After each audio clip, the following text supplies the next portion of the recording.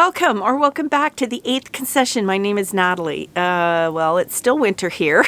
As you can see, it's been pretty cold. It's not too bad today, but it's been really cold. So cold that our snow was actually squeaking. Now, if you live in a snowy area, pardon me, with cold temperatures, you know what I mean. When it gets really, really cold, when you walk on the snow, instead of sort of crunching, it squeaks. And that has something to do with the friction of your foot falling on the snow. On warmer temperatures, the ice crystals kind of melt for a second. But when it's really, really cold, even the friction won't make them melt. It will make the ice crystals crush, and that makes this squeaking sound. So there you go. There's your science lesson for today as to squeaking snow versus crunching snow. We're back to crunching snow today, so that's not too bad. I think temperatures around -7, -5, which is doable. So I'm going to go give the chickens a quick treat, and then I'm heading back into the kitchen today because I need to do something today that reminds me of summer. In the dark days of winter, I want some freshness. I want something from the garden, so I'm going to make a special treat. First, the chickens are going to get their treat, and somebody was asking me what I feed the chickens as their treat. And this is a typical winter treat for them. I have some diced apple. I have some dehydrated cucumber from the leftover sort of ugly cucumbers off my vines when I had already made all my pickles. And I hate to waste anything. And I was already giving them fresh cucumbers. So I dehydrated the extra, and then even some dehydrated hot peppers, which they love. And I hope kind of warms them up a little bit too. So I'm going to give them their treat, and then I'm going to head into the kitchen. Well, nothing says summer to me more than fresh peaches. Of course, here in Southern Ontario, Zone 5B, we don't have fresh peaches in January.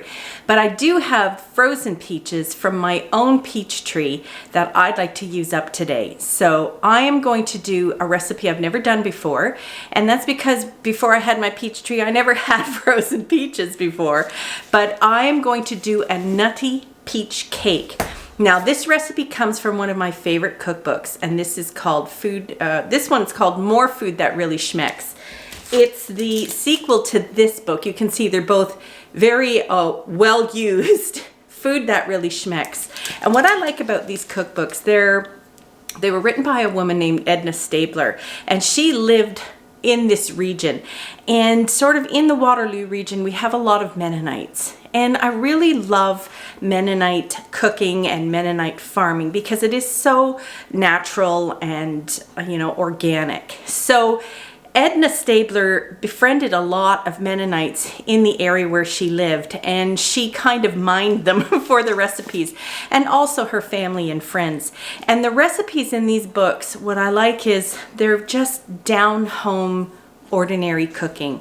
They use simple ingredients, they use local ingredients, they're hearty, they're easy, and they're delicious. I don't think I've ever done a recipe from these books that I haven't loved. So this particular recipe was found in the sequel, More Food That Really Schmecks. I think there was a third book called Schmecks Appeal, but I don't own that one. I should keep my eyes open for that one. They're great books, and I want to be trying more recipes out of them going forward. So this is a new recipe to me, but I've had good luck with all her recipes. So nutty peach cake. So it has mashed peaches in it and also nuts. I'm going to put in pecans or pecans, and I'm really looking forward to it. Now the recipe calls for a tube pan, it says in the recipe, so a bundt pan. So this is what I have. You can see I've greased and floured it, and I'm going to set my oven temperature to 300 to let it preheat. And these are the ingredients. Don't worry, I'll be putting the amounts in the description so you don't have to memorize them. But there's 2 cups of all-purpose flour, a teaspoon of salt, half a teaspoon of baking powder, half a teaspoon of baking soda. There will be half a teaspoon of cinnamon, 1 cup of sugar. I'm going to mix the dry ingredients together, and to them I'm going to add 3/4 of a cup of vegetable oil, 3 eggs, and this here is 1.5 cups of my homegrown frozen peaches, which I've thawed and mashed and added a teaspoon of lemon juice to them and stirred it in. And then in the end, I'm going to fold in 1 cup of pecans. So it's not going to be difficult. I'm sure it's going to be tasty.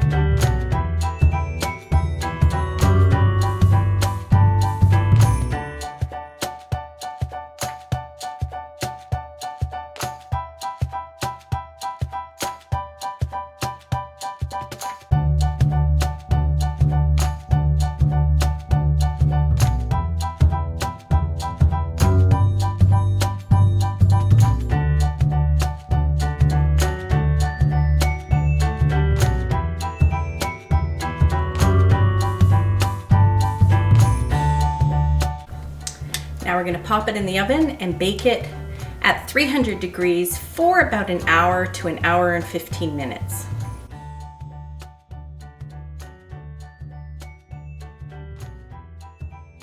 Now, the recipe did say that at one point she had trouble getting it out of the pan and it broke apart.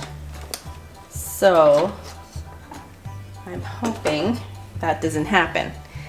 Now I'm supposed to invert it on a rack and let it slide out of the pan to cool. All right, let's give that a whirl. So I am going to just run a knife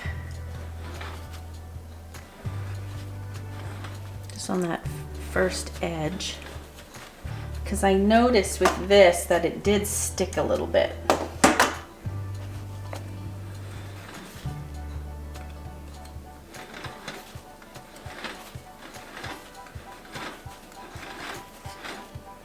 All right.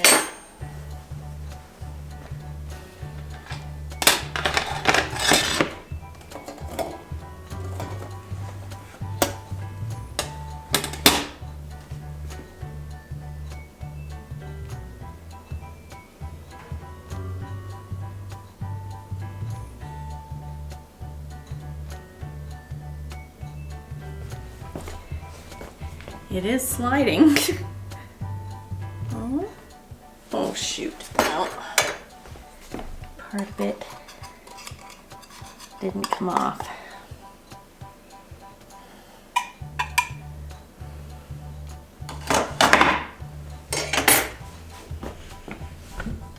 Well, it's not the prettiest thing I've ever seen, but we'll see if we can salvage it.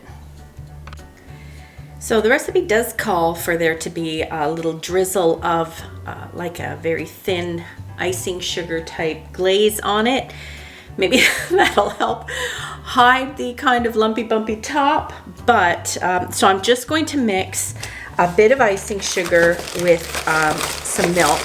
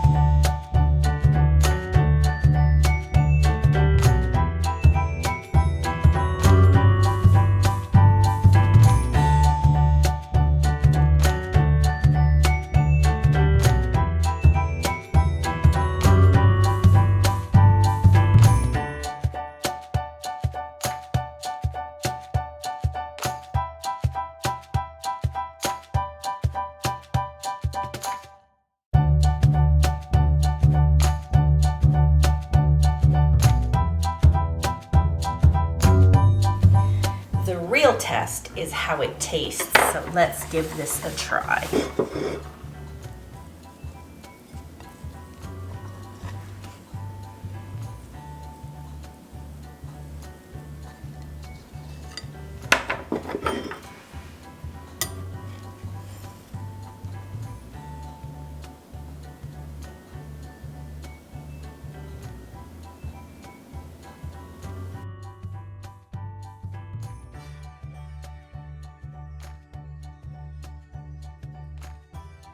Let's give it a try.